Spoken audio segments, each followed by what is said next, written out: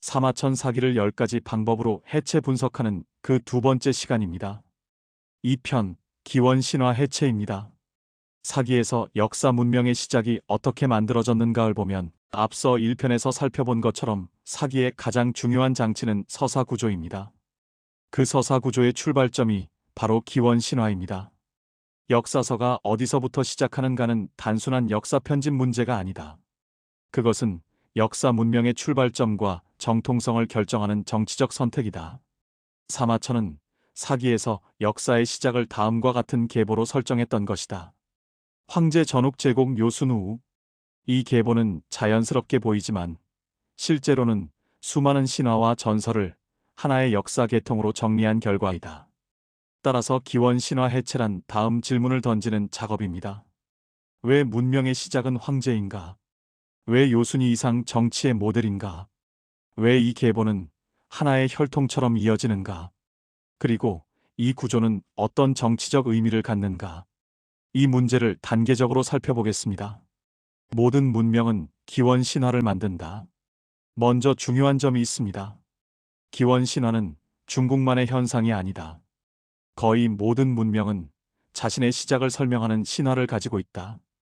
예를 들어 로마 로물루스, 일본 신무천왕, 몽골 푸른 늑대 전설, 그리스 제우스 계보. 이 신화들의 공통점은 다음과 같다. 첫째, 문명의 시작을 특정 인물로 집중시킨다. 둘째, 여러 부족과 집단을 하나의 조상으로 묶는다. 셋째, 정치 질서를 자연스러운 것처럼 만든다. 즉, 기원 신화는 단순한 전설이 아니라 정치 공동체를 통합하는 기억 장치다. 사기에서 황제 신화가 수행하는 역할도 바로 이것이다. 황제는 역사 인물인가, 신화 인물인가? 사기에서 가장 먼저 등장하는 인물은 황제다. 사마천은 황제를 다음과 같은 존재로 묘사했다.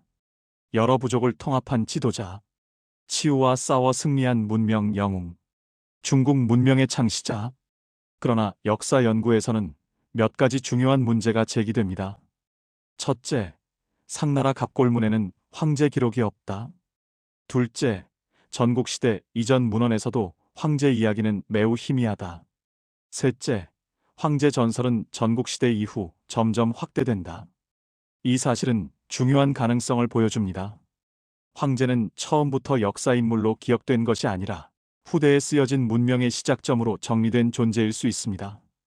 즉, 사마천은 이미 존재하던 다양한 전설을 정리하여 황제를 역사서사의 출발점으로 확정한 것입니다. 황제 신화의 핵심 장면은 치우와의 전쟁이다. 황제 신화에서 가장 중요한 사건은 동이족 치우와의 전쟁이다. 이 이야기는 단순한 전투 서사가 아닙니다. 문명 기원 신화에서 매우 전형적인 구조를 가지고 있습니다. 그 구조는 다음과 같다.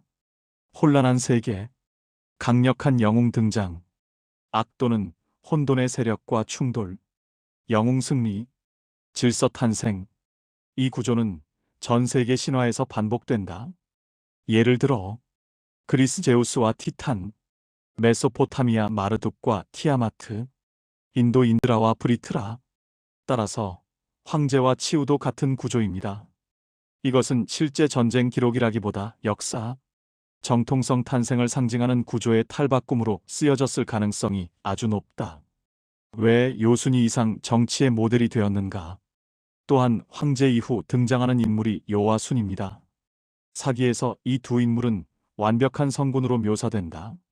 백성을 사랑하는 군주, 덕으로 통치하는 지도자, 권력을 사사롭게 쓰지 않는 왕. 그러나 이 이야기는 단순한 역사 기록이라기보다 유가 정치 철학의 이상 모델과 매우 유사하다. 즉, 요와순은 실제 역사 인물이라기보다 유교 정치 철학이 투영된 상징적 군주일 가능성이 크다. 이 점에서 중요한 질문이 생깁니다. 사마천은 역사를 기록했는가 아니면 이상적인 정치 철학을 과거에 투영했는가? 그러므로 기원 신화 해체는 바로 이 질문을 던집니다. 단일 계보의 문제점. 이는 복수 문명을 하나의 혈통으로 압축하다. 사기의 또 다른 특징은 문명을 하나의 혈통처럼 설명한다는 점입니다. 황제, 오제, 하, 상, 주. 이 계보는 매우 자연스럽게 보입니다. 하지만 현대 고고학은 다른 그림을 보여줍니다. 중국 초기 문명은 다음과 같은 복수 문화권이었습니다. 황하 문화, 요하 문화, 장강 문화, 산동 문화. 이 문화들은 서로 영향을 주었지만 반드시 하나의 계보로 이어지지는 않습니다. 그러나 사기는 이를 하나의 문명 계보로 정리했습니다. 이것은 단순한 오류가 아니라 문명 통합 서사의 전략일 가능성이 있습니다. 기원 신화의 정치적 기능. 따라서 중화인의 기원 신화는 단순히 옛 이야기가 아닙니다. 그것은 매우 강력한 정치 기능을 가지고 있습니다.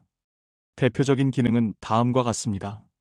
첫째, 공동 조상 만들기로. 황제는 모든 중국인의 조상으로 설정됩니다. 이 구조는 다음 메시지를 만듭니다. 중국인은 하나의 민족, 중국 문명은 하나의 기원, 즉 기원 신화는 정체성 통합 장치입니다. 둘째, 왕조 정통성 만들기로. 이어서 황제 계보는 왕조 정통성을 설명하는 틀이 됩니다. 황제 요순 하상주. 이 계보는 후대 왕조가 자신을 이 계통 속에 넣을 수 있게 합니다. 즉 기원 신화는 왕조 정당화 장치입니다. 셋째, 주변 집단 흡수로. 기원 신화는 주변 집단도 하나의 문명 속으로 흡수합니다. 동이, 서융, 남만, 북적. 이 집단들도 결국 황제 문명에서 분화한 것으로 둔갑시켜 설명합니다. 즉 기원 신화는 문명 통합 서사입니다. AGI 시대의 기원 신화 분석. 그러나 AGI 시대에는 기원 신화를 새로운 방식으로 분석할 수 있습니다. 예를 들어 다음 작업이 가능합니다. 텍스트 확산 분석. 황제 이야기가 어떤 시기에 얼마나 등장하는지 분석할 수 있습니다.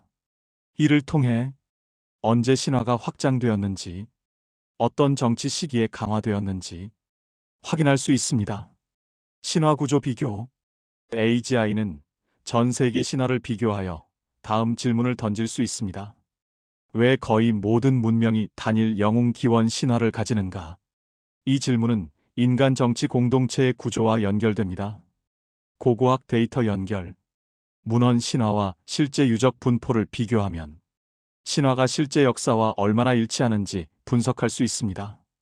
기원 신화를 해체한다는 의미. 기원 신화를 해체한다는 것은 신화를 부정한다는 뜻이 아니다. 오히려 그 반대이다. 신화는 사실 여부보다 문명이 자신을 어떻게 이해했는가를 보여줍니다. 즉, 황제 신화는 다음 질문을 보여줍니다. 중국 문명은 왜 단일 기원을 필요로 했는가? 왜 문명 시작은 영웅이어야 했는가? 왜 정치 질서는 도덕 서사로 설명되었는가? 이 질문을 통해 우리는 단순한 역사 지식이 아니라 문명 기억의 구조를 이해하게 됩니다. 이를 정리하면 기원 신화 해체의 핵심 질문은 다음 네 가지입니다. 첫째, 문명의 시작점은 왜 특정 인물인가? 둘째, 신화는 언제 역사로 편입되었는가? 셋째, 신화는 어떤 정치 질서를 정당화하는가? 넷째, 신화는 어떤 집단을 통합하고 어떤 집단을 주변화하는가? 이 질문으로 사기를 읽으면 황제 신화는 단순한 전설이 아니라 중국 문명의 기억 설계 장치로 보이기 시작합니다. 네, 오늘은 여기서 마치고 다음 3편에서 뵙겠습니다. 감사합니다.